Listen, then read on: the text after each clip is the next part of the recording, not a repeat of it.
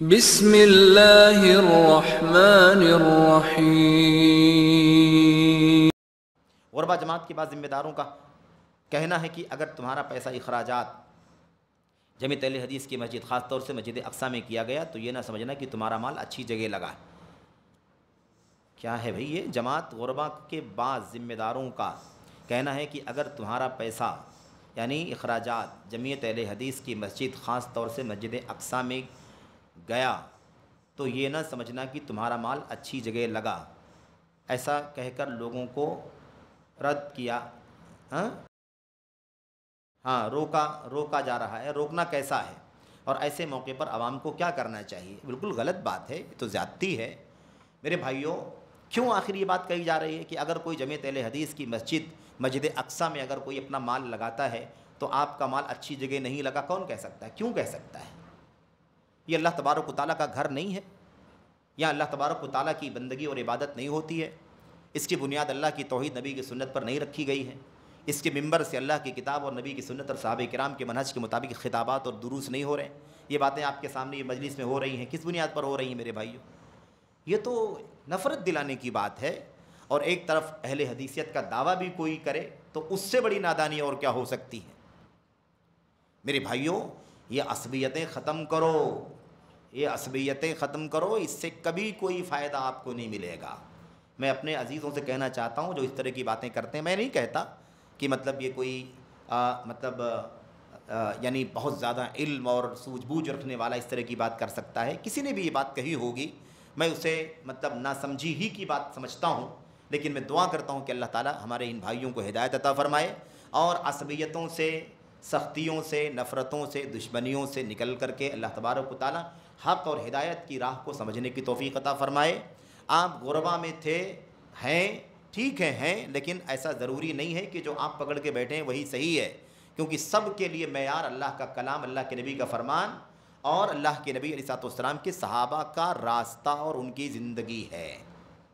اسی پر سب کو پرکھا جائے گا، تو اپنی دیواروں کا تعصب نہیں کرنا چاہیے۔ حق اور ہدایت دلیلوں سے واضح ہو جائیں تو سمینا و اطعنا کہہ دینا چاہیے، آمنا و صدقنا کہہ دینا چاہیے۔ اب یہ تعصب یہاں تک بڑھ گیا کہ آپ کے یہ بھائی آپ کے ساتھ میں رہتے تھے تو آپ کے بھائی تھے اور پیسہ خرچہ کرتے تھے تو اچھی جگہ لگتا تھا، اور اگر اہل حدیث مسجد بنا دی اور پیسہ خرچ کریں گے تو غلط جگہ لگے گا۔ یہ تعصب ہے، نفرت ہے، عناد ہے، دشمنی ہے میرے بھائیوں، اچھی چیز نہیں ہے اور اس کا کوئی فائدہ نہیں ملے گا۔ میں آپ کو عرض کر دینا چاہتا ہوں، تھوڑی دیر کے لیے بھڑاس نکل سکتی ہے آپ کی، اس کا کوئی فائدہ نہیں ہوگا۔ یاد رکھیں، توحید و سنت اور سلف امت کے منہج کی دعوت ہی آفتاب و ماہتاب کی طرح چمک رہی ہے اور چمکے گی۔ جتنی کمیاں ہیں، خامیاں ہیں، خلل ہیں، دائیں بائیں، آگے پیچھے، ایسے تمام لوگ دھیرے دھیرے میرے بھائیوں اپنی حقیقتوں سے اور اپنی بنیادوں سے اچھی طرح واقف ہو جائیں گے کہ ہم کہاں قائم ہیں۔ اس لیے کوئی تعصب نہ رکھیں۔ اللہ تبارک و تعالیٰ کے فضل و کرم سے یہ مسجد یا اس کے علاوہ جماعت اہل حدیث کی جو مسجدیں ہیں پورے مطلب شہر کے اندر، جو تقریباً بمبئی شہر اور اطراف یعنی تھانہ، ضلع اور کوکن کا جو خطہ ہے، یہ ساحل کا، اس پورے علاقے کو اگر آپ جوڑیں، الحمدللہ آج کی تاریخ میں اللہ کے فضل و کرم سے، اس کی توفیق سے اور ہمارے ذمہ داران جمعیت اہل حدیث کی محنتوں اور کوششوں سے اور جماعت اہل حدیث کے مخیرین کی قربانیوں سے اور ان کی نیک خواہشات کے نتیجے میں الحمدللہ اس وقت تقریباً 350 سے 450 اہل حدیث مسجدیں ہیں۔ اس لیے اس طرح کی باتیں کرنے کا کوئی فائدہ نہیں ہے میرے بھائیوں۔ ہم نے کہا بھڑاس تو نکل سکتی ہے لیکن اس کا کوئی نتیجہ نہیں نکل سکتا ہے۔ آپ نفرت کس سے دلا رہے ہیں؟ اللہ کے گھر سے نفرت دلا رہے ہیں؟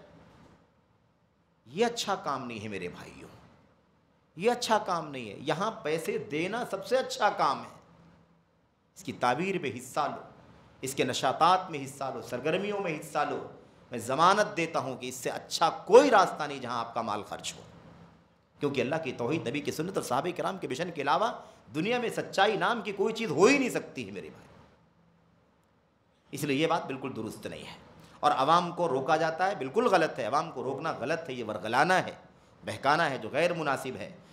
عوام کو کیا کرنا چاہیے؟ عوام کو چاہیے کہ اس قسم کی جو باتیں کہی جاتی ہیں ان طرح کی باتوں کو نہ سنا جائے، نہ ان کے بہکاوے میں آیا جائے، ان کے بہکاوے میں نہ آیا جائے، ان عوام کی باتیں نہ سنیں، ہے نا، بلکہ آپ کو چاہیے کہ آپ کس کی باتیں سنیں؟ جو آپ کو قرآن کریم، نبی کی سنت اور صحابہ کرام کے منہج اور موقف اور اسی راہ پر چلنے والے امت کے علماء کرام کی تصریحات اور تعلیمات اور تحریروں کی روشنی میں، فتاووں کی روشنی میں آپ کی رہنمائی کرتے ہوں، آپ ان کی باتوں کو سنیں، نہ جہلا کو سنیں، نہ جذباتیوں کو سنیں، نہ ناداروں، نہ ہی میرے بھائیوں نہ اہلوں کو سنیں، ان سب سے اپنے آپ کو بچائیں۔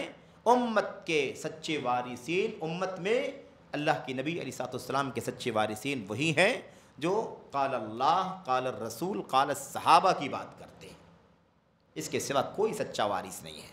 دعوے داریوں سے کچھ نہیں ہوتا، ساری دعوے داریاں دلیلوں پر پرکھی جاتی ہیں، دلیلوں پر دعوے داریاں نہیں اترتی ہیں تو وہ دعوے داریاں کوئی معنی نہیں رکھتی، رد کر دی جاتی ہیں، بے وقعت ہو جاتی ہیں، اس لیے اس طرح کی باتیں نہیں ہونی چاہیے۔